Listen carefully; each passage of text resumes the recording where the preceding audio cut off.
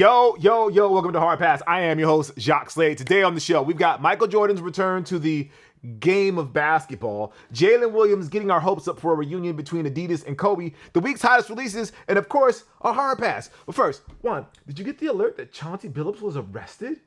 Crazy. Sorry, we'll talk about it on the podcast, you guys, but yeah, Chauncey's into things, right? All right, I want to talk about the three most exciting minutes of the NBA on NBC's return. No, I'm not talking about Oklahoma City Thunder's ring ceremony or Kevin Durant being booed out of the building and KB sniping back, or even the fact that my beloved 17-time world champion and one-time NBA Cup champion Los Angeles Lakers are once again playing to the sounds of John Tesh. Shout out to his long-lost brother, Dave Tesh. Wonder what he's up to. No, I'm talking about MJ. The insights to excellence. It was a 3-minute segment during the broadcast where the Italian stallion Mike Tirico, look it up, interviewed Michael Jordan at one of his many estates around the world and talk about the game of basketball. I'm suggesting to all the NBA content creators out there, if we could keep a running tally of every time Jordan says the game of basketball for these segments, like what we're doing now, that would be great. You can use anything to count them. Crying Jordan emojis, Air Jordans, Marcus's TMZ headlines, whatever. But don't make it a drinking game. I think he said the game of basketball 3 to 4 times within a 30-second span, and that will send you faster to the hospital than a 9 hot dog, 9 beer challenge at a baseball game. Back to the part of MJ's insights to excellence that I love. By the way, that title is so throwback because everything now is either one word or some silly combination with letters, like the late Kobe Bryant's detail or Kevin Garnett's certified, that sometimes feel like an excuse really just to keep Paul Pierce busy. It also reminds me of the iconic Oakland, then LA, Oakland again to Las Vegas motto, commitment to excellence and shit. What? As a fan of the five-time Super Bowl champion San Francisco 49ers who happened to grow up alongside some friends and family who were Raider fans, that's how I interpret their motto. Commitment to excellence and damn, I keep getting sidetracked here. This segment is going to end up lasting longer than Insights to Excellence. God, I love that title. But yeah, in this interview, which I imagine they recorded recently and will just chop up for distribution throughout the regular season, Jordan talks about how he missed out on so much during his playing days that he spends most of his time now being around family and friends. Of course, we also see him on NASCAR races as an owner of the 2311 racing team, on his Catch 23 boat winning fishing tournaments, and at the Ryder Cup being the Charles Oakley to Team USA, the way the real Charles Oakley was to Michael Jordan, but that's not the point.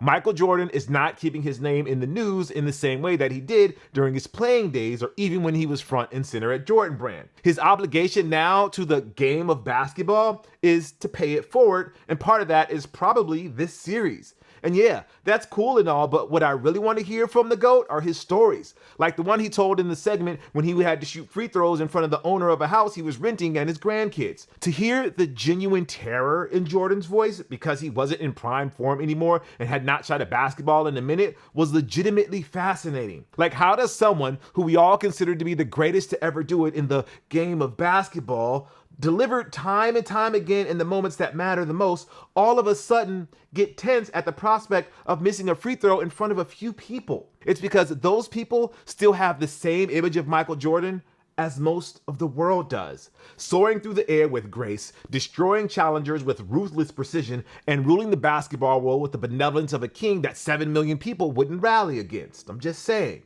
And true to form, despite the setup about how he was nervous as hell, of course, Jordan swished the free throw. No big deal. GOAT does what GOAT does. And that's the thing that I want to hear in these insights to excellence. Yeah, Jordan can go ahead and talk about paying the game of basketball forward. I'm sure there will be segments where Stallion asks Jordan about his thoughts on how the game of basketball has evolved from post-ups to three-pointers and the evolution from the brutish physicality of the Jordan rules era to where you need to get a basketball PhD in order to run an effective defense today. Since he is no longer the full owner of the Charlotte Hornets, it's probably not a violation for Jordan to talk about today's players in depth, besides they are good at the game of basketball. I'm sure there's going to be sound bites about guys like Steph and KD and Joker and Luka and Anthony Edwards, but I kind of want to hear him talk about the players who could use that, let's call it the Jordan bump, that will get people interested in checking out their games. Like, what is his take on someone like Cade Cunningham? I barely know anything about the kid other than that he was an all-star last year and now gets GT cuts with his own cool personal logo on it. What does Michael Jordan feel about Cade being the face of the team he used to hate with the passion of 1,000 Swifties when any of Taylor's exes are thriving? That's legitimately fascinating stuff that can truly affect the game of basketball in a positive way. Jordan's cosign can make stars in a way that he couldn't when he was running a team. But for me and co-writer, we want to hear the hot mess. Look, we want the tea on his contentious relationship with Charles Barkley. We want stories about how Charles Oakley had to take care of business when somebody was getting a little too familiar and all up in Jordan's personal space. We want stories like the one he told in the first segment about being nervous to shoot free throws. We want the talk that he and Kobe shared when no one could hear it but themselves. We want Scottie Pippen gossip. To be fair, that's probably still too raw at the moment thanks to Marcus and Larsa. Look, we want this to be the Last Dance sequel without the filler.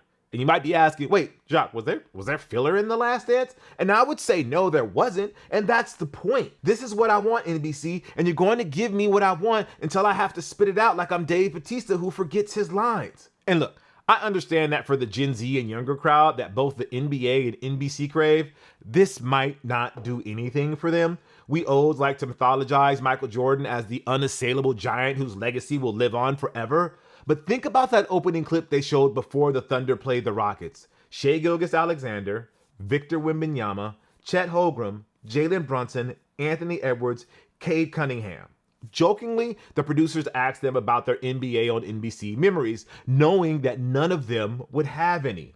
Only Brunson was born in the 90s, and that was in 1996. His only NBA on NBC memory might be Jordan missing a dunk in a Wizard uniform at the 2002 All-Star Game, or a vague recollection of the Kobe Shaq Lakers. I don't know if the fans of this younger generation is really going to care about what some old head sitting on the chair wearing the GR Jordan 1 lows has to say. Hell, they might not even know Michael Jordan is the Jumpman guy.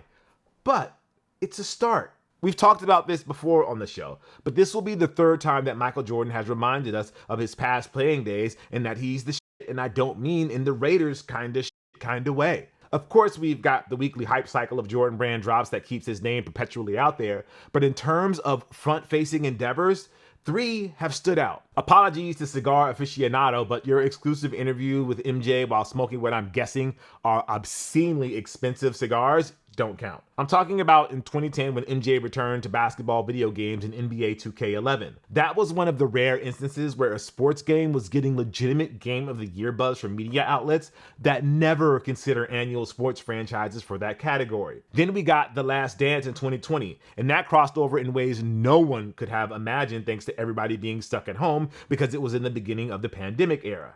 And now, 5 years after that, Jordan is back on NBC. I'm guessing he would have done this earlier and with TNT if things were better with Chuck, but hey, we're getting it now, and if you have kids who are just starting to get into the game of basketball, Michael Jordan probably won't be shooting free throws in your backyard to get them interested, but it's a start. And hopefully you didn't take shots every time I said the game of basketball either, because that could be dangerous. Anyway, our pick of the week is the Nike Kobe 9 Elite Low Protro Hyper Grape. This is going to be on the 30th for $220. We all know the nickname of the sneaker.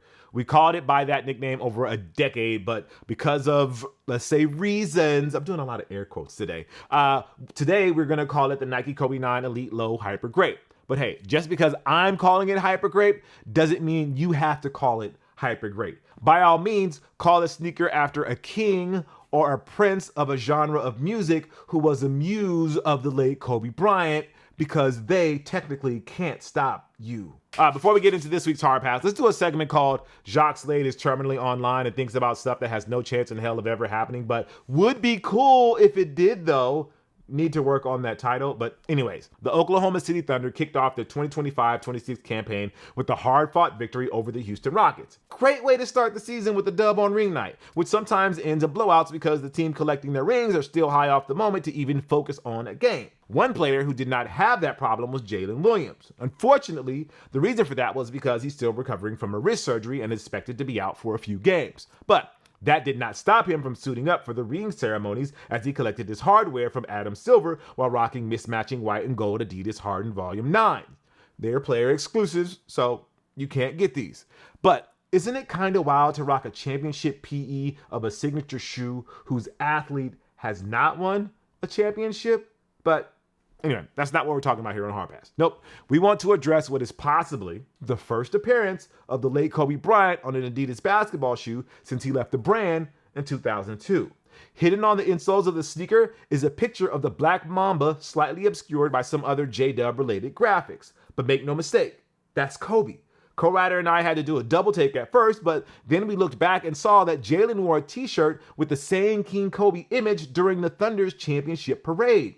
And since these are clearly player exclusives made by Adidas and not customs, we had to elevate this from touching tribute to something that might go a little deeper. Obviously, we all know about the contentious split between Kobe and Adidas and how Kobe's opinion on the brand didn't really get better as the years went on. If the split had been more amicable, or if there had been some rebuilding of the relationship, I could see a world where Nike gets to do their Kobe Protros and Adidas gets to make Kobe Retros with his signature branding as well. Unfortunately, we never got any kind of resolution, and now all of that lies in the hands of the Bryant estate. Which brings us back to the insoles. Jalen only wore it for ring night, and he didn't even play. And Kobe's picture is again hidden inside the sneaker. It's a one-off that probably doesn't deserve to be talked about again, and yet I want to believe that there's something there. I need this chapter of sneaker history to close. Sneakerheads and Kobe fans deserve a complete run of his signature shoes across Adidas and Nike with full branding. Jalen has made no secret of his admiration for Kobe. He wears 8 as a tribute. He wore the shirt for the parade. He's got a collection of Kobe jerseys. And when he broke his wrist, he recreated the iconic photo of Kobe still practicing in PJs in spite of his own broken wrist. Clearly, this is someone who would love the opportunity to carry the torch for Kobe in any shape or form. Why not let him wear the Adidas Kobe's with the proper branding? Was this Easter egg a bit of an olive branch to the Bryant estate to figure something out? Maybe, maybe not. But I wanted to believe. It's time for this week's Hard Pass. We'll take a look at something in the culture that just needs to go. Like New Balance treating Shohei Ohtani like he's just another superstar. By the time this episode goes live, Game 2 of the World Series will either be underway or just concluded, and the reigning defending champs, the Los Angeles Dodgers, will be headed back home either feeling really good about their chances for a sweep, or if they have to work a little bit more to keep the series competitive. One player who hopefully will continue his exploits from the League Championship Series is Shohei Ohtani.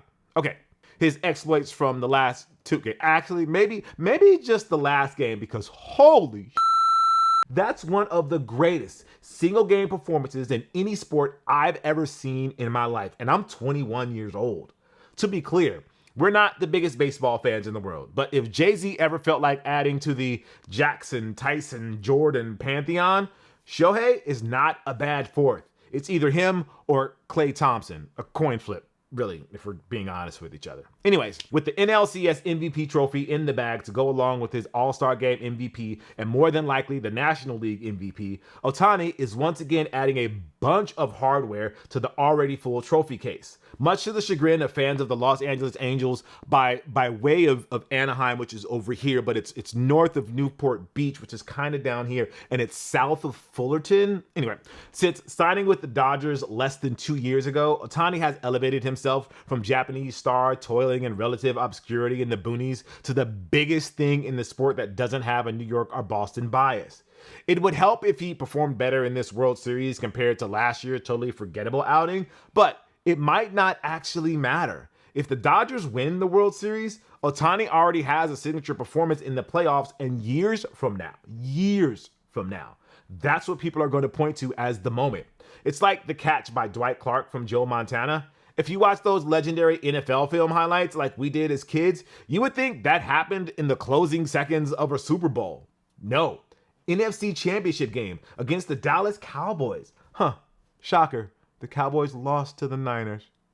Anyway, that was at least 20 years before I was born, and even I knew that the Niners had that one in the bag. Anyway, back to Shohei and New Balance, really. Last week, you can interpret my rant against the NFL for not allowing Asics and New Balance on the field because they can't or won't pay the necessary licensing fee for that right as a defense of the little guy. Make no mistake, Asics and New Balance are not little guys in the shoe business. 741 Performance, Jaylen Brown's independent brand that he just started last year, That's a little guy. I was railing against the NFL for the shameless cash grab and for denying those of us in the sneaker world who love to see all sorts of brands represented on the field. Neither Asics nor New Balance need me to stand up for them, especially after what I'm about to say to New Balance. Hey, New Balance, get your shit together and push Shohei like he's Roman Reigns during the big dog era. We're going to need you to bring the commercials, the social media spots, the billboards, and the viral moments that are going to make him a household name. I don't agree with the notion that he can't be the face of Major League Baseball just because English is not his first language. It's the same type of garbage when I hear people say we need an American to be the face of the NBA. No, we don't. We need the best player in the world to be the face of the NBA, the MLB, the NFL, the NHL, Major League Pickleball, all the things. There's no doubt that it would be much more palpable to an American audience if an American was the best player in the sports league based in America. But if that's not the case, and that best foreign-born player is light years ahead of everybody else, what the hell are we doing here?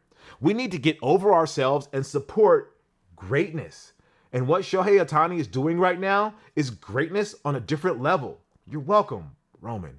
Earlier this year, for the Tokyo series that kicked off the 2025 MLB season, New Balance dropped a pretty cool ad featuring Shohei. It featured a black and white Shohei doing batting practice before eventually facing off against his toughest rival, a different black and white Shohei on the mound. It's a far cry from what we're used to seeing from New Balance, but that's the kind of energy I'm looking for when it comes to Shohei. That Kool in the Gang ad with everybody on your roster is perfect for your dad's mowing the lawn audience. But we need to elevate Shohei. He's something else. And that ad for the Tokyo series showed us that New Balance's marketing team was capable of more.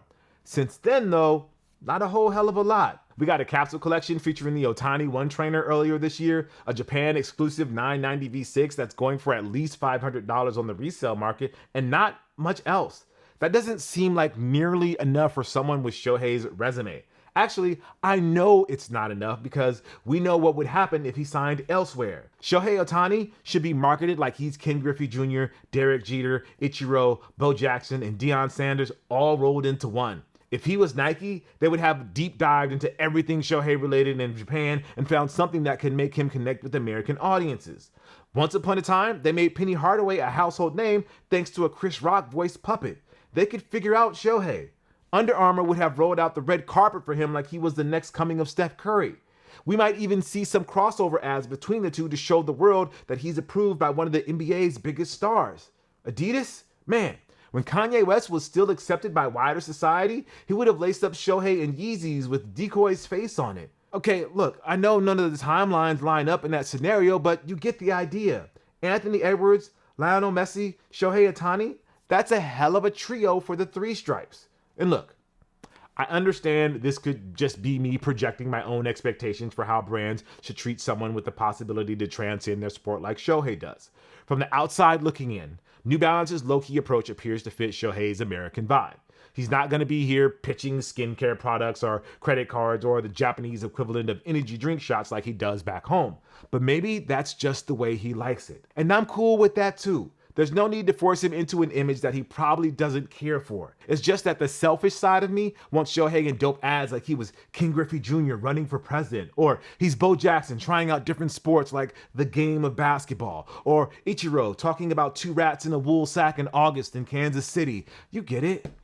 Anyway, these are just my hopes. All right, that's going to do it for the show today, guys. Thank you for watching Hard Pass. I am Jacques Slade. I'll see you next week. If you'd like to possibly be featured in a future episode, call us at 818-493-9325. Leave us a short message, your socials if you want. No more than 30 seconds. All right, I'll see you guys next week. Peace.